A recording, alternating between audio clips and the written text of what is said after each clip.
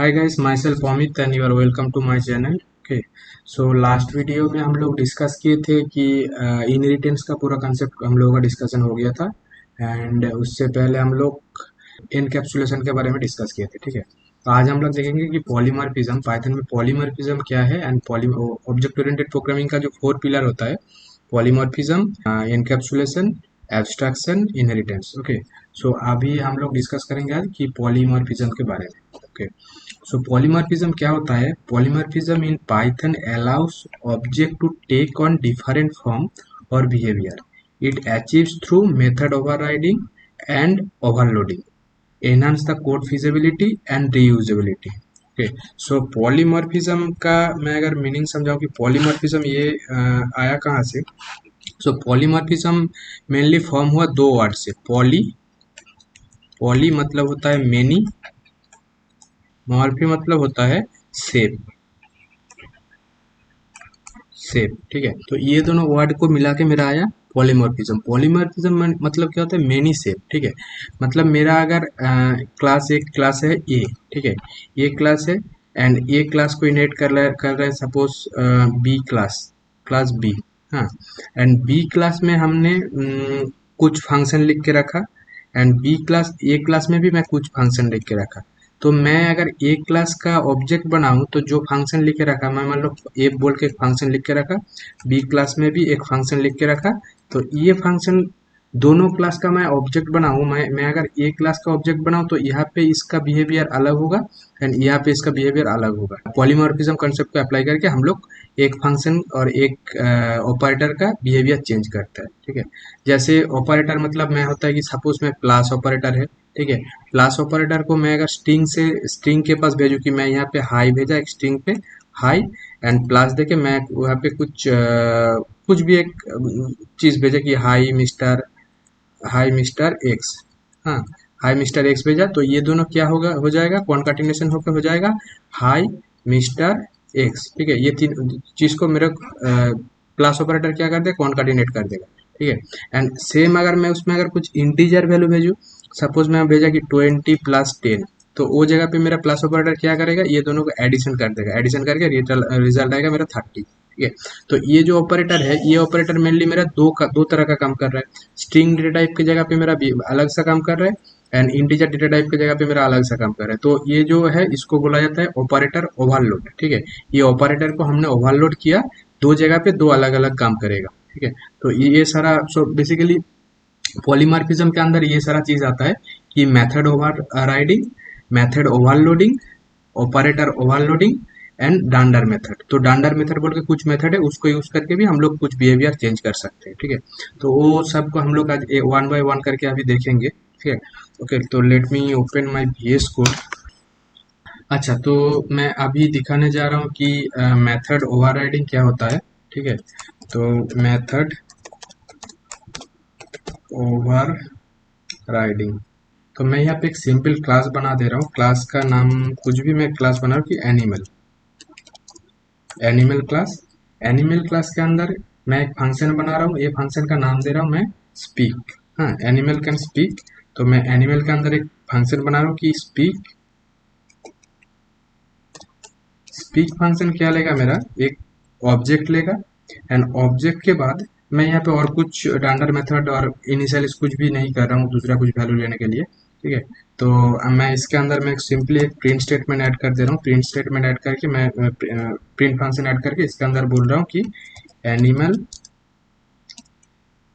Makes a sound. ठीक है, तो ये हो गया मेरा एनिमल क्लास। देन मैं एनिमल क्लास को इनहेरिट करके मैं एक दूसरा क्लास बना रहा हूँ कि class dog. Dog, dog class क्या करेगा, डॉग क्लास एनिमल क्लास को इनहेरिट करेगा। ठीक है, इनहेरिट किया एंड इसके अंदर भी मैं एक स्पीक फंक्शन बना दे रहा हूँ कि डेफ स्पीक। ये स्पीक फंक्शन क्या लेगा, ये भी सेल्फ लेगा। सेल्फ लेके अभी इसके अंदर जाके मैं इसका भी डॉग का जो स्पीक, इसके अंदर मैं एक print statement, print function add कर दे रहा हूँ कि प्रिंट डॉग जैसे साउंड करते हैं, मैं ऐसा एक कुछ भी एक ऐड कर दिया। ठीक है, अभी मैं और एक फंक्शन और एक क्लास बना रहा हूँ कैट बोल के। ठीक है,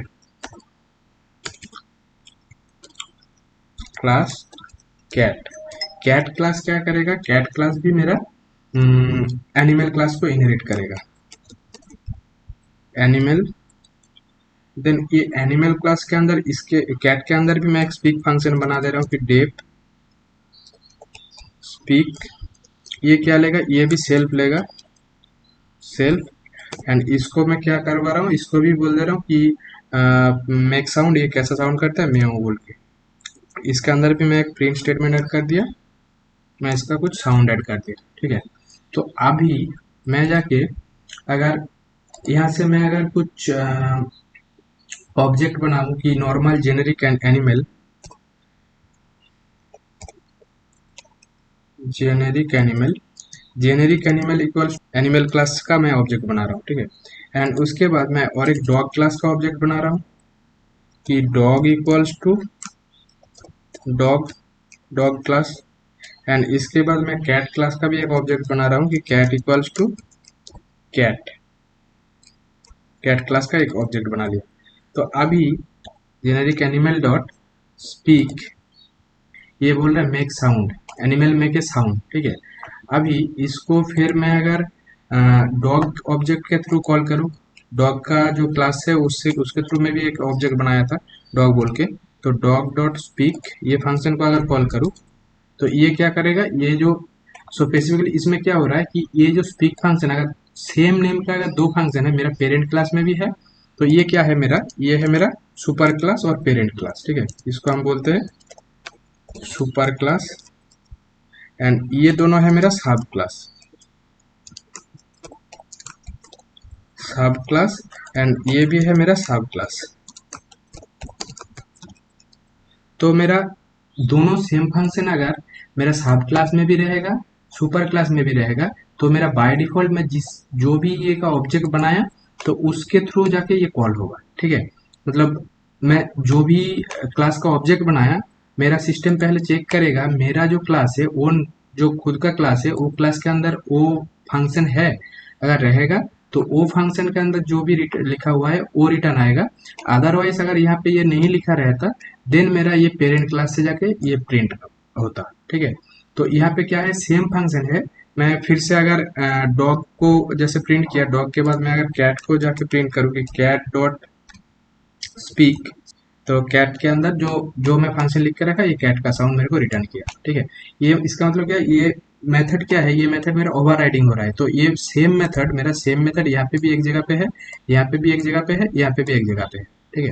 तो इसी को बोलते हैं मेथड ओवरराइडिंग, ठीक है।